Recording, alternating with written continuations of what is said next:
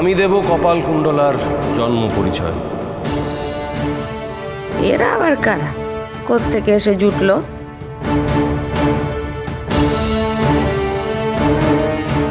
অধিকারী এখানে।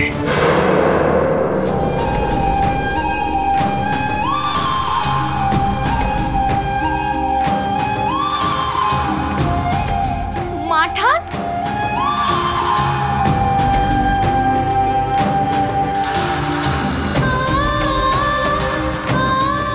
মাঠান, ঠাকুর বাবা, মাঠান,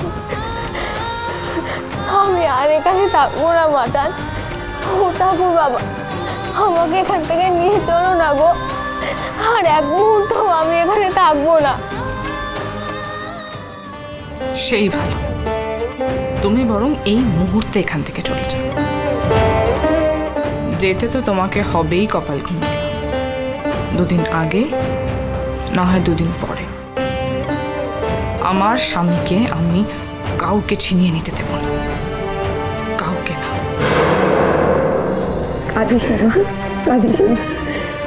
ঠাকুর বাবাটা চলে এসেছে, এবার দেখবি তোর সব সমস্যা মিটে যাবে।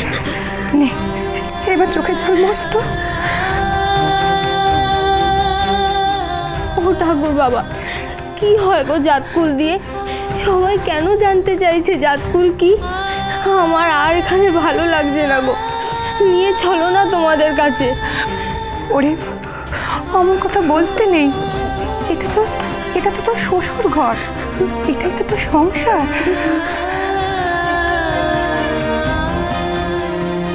কপাল আমাকে ছেড়ে চলে যেতে চাইছে। যদি সত্যিই যায় তাহলে তো আমি বড্ড একা হয়ে যাব। যাক বাবা, ওর তাহলে কেউ আছে। আমি তো ভেবেছিলাম ওর তিন কুলে কেউ নেই।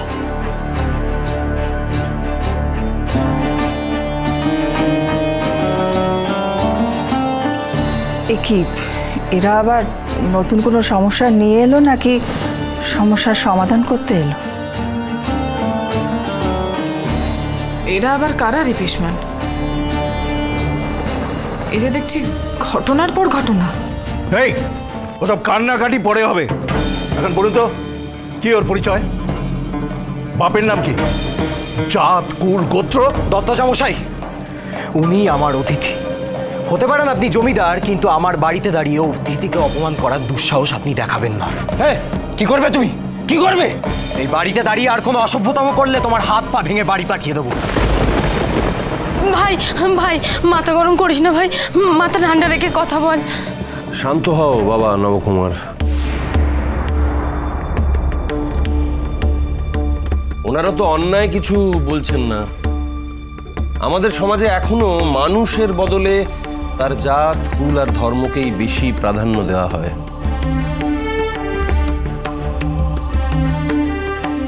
এখানেও অধিকারী আর কেউ চিনতে না পারলেও ও আমাকে ঠিক চিনে নেবে।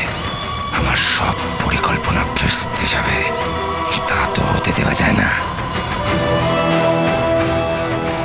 আমি চললাম রে কুণ্ডলে, তবে আমি আবার আসবো, আবার আসবো।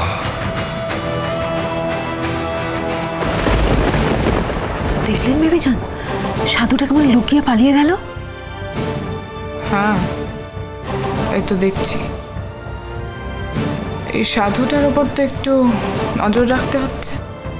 মনে হচ্ছে এই সাধুর আড়ালে অনেক বড় কোনো রহস্য আছে। আয় মা আয়, তুই আমার সঙ্গে আয়।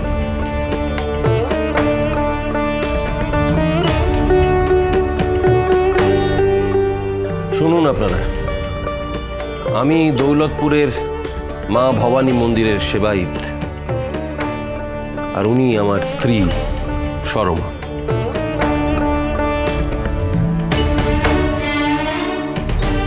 কপাল কুণ্ডলাকে আমি পেটে ধরিনি ঠিকই, কিন্তু আমার নিজের মেয়ের থেকে কম কিছু নয়।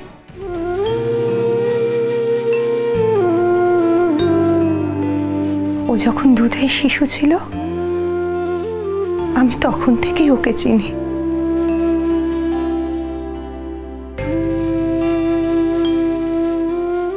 বাবা, এটা দেখছি মায়ের থেকে মাসির দরদ বেশি। নিজের মেয়ে যখন নয় তাহলে ওর বংশ পরিচয় কি?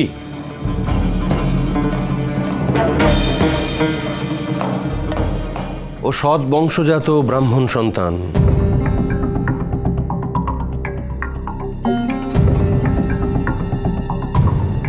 আমি মা ভবানী আর বুড়ো শিবকে সাক্ষী রেখে ওকে কন্যা হিসেবে দান করেছি নবকুমারের হাতে।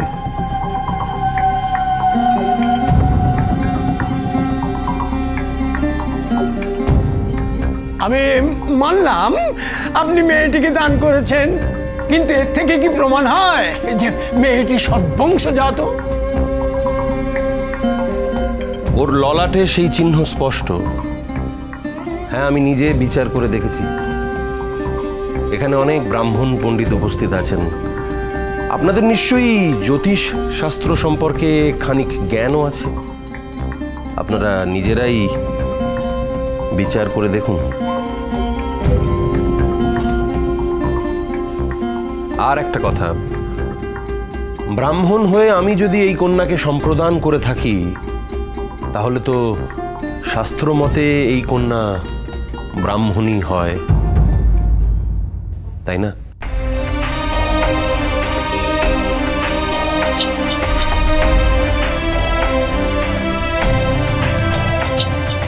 বলি ও বড় বউ, আমরা বাপু এত শাস্ত্র টাস্ত্র বুঝি না, কিন্তু ঠাকুর মশাই যা বলছেন তাও তো হেলাফেলা করার মতো নয়।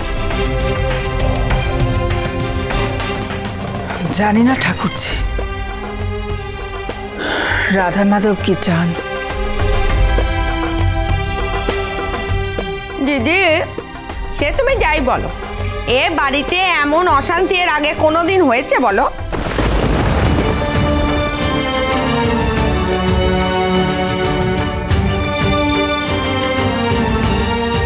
আশা করি এবার আপনাদের আর কপালকুণ্ডলার বংশ পরিচয় নিয়ে কোনো সন্দেহ নেই। আর আপনি এ কি সাধু বাবা কোথায় গেলেন?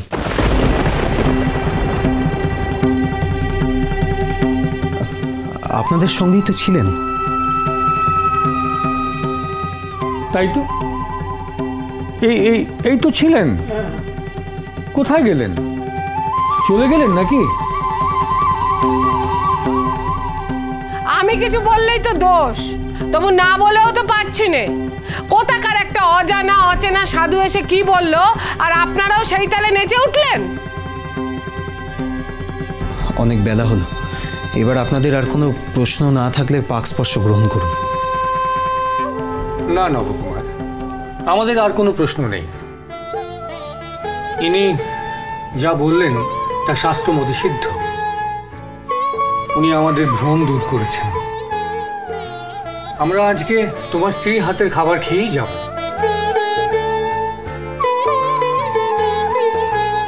আসুন আমরা বসি। কিন্তু এটা একটা জ্বলন্ত বিষয়কে ছাই চাপা দেওয়া হলো না?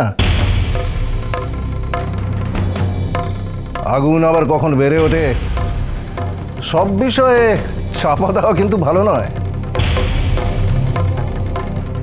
কিন্তু দত্তজা মশাই, বইয়ের পরিচয় নিয়ে বামুন ঠাকুররাই যখন আপত্তি করছেন না, তখন আমরাই বা আপত্তি করি কেন? এ মেয়ে নিশ্চয়ই ভালো বংশেরই মেয়ে।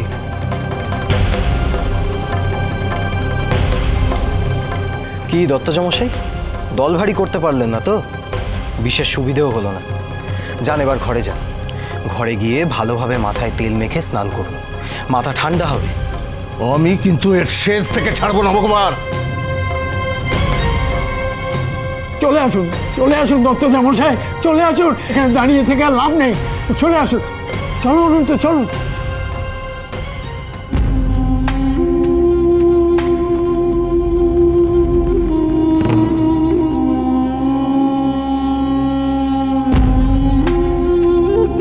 এই শোনো, তোমার চোখে কি কোনো ব্যামো আছে?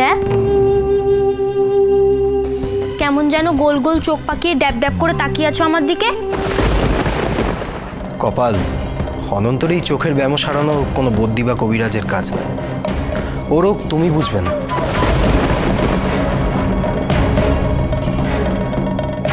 এই অপমানের জবাব আমি ঠিক সময় দেব।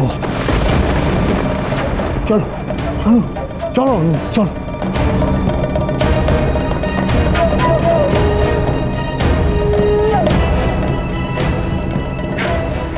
তোমরা একটু বসো, আমি ব্রাহ্মণ ঠাকুরদের খাইয়ে নিই। তুমি নিশ্চিন্তে খাওয়াও, আমি তোমার ঠাকুর বাবার মাঠানকে নিয়ে ভেতরে যাচ্ছি। আসুন আসুন। আমি খুব নিশ্চিন্ত হলাম বাবা নবকুমার। মেয়েটিকে তোমার হাতে তুলে দিয়ে আমি কোনো ভুল করিনি। আপনাদের সঙ্গে সকলের পরিচয় করিয়ে দিই। আসুন, আমার মা।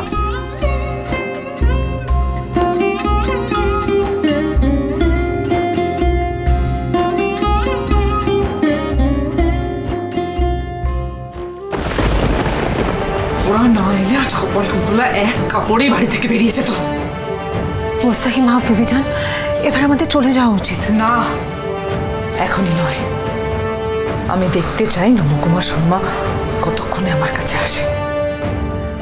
এ বাড়িতে এখন এত মেহমান, ওরা যদি আমাদের কথা ভুলে গিয়ে থাকে।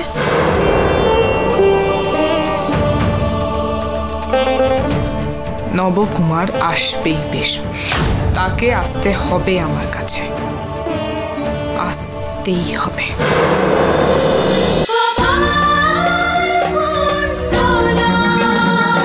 চলো চলো চলো চলো পাল্টাই।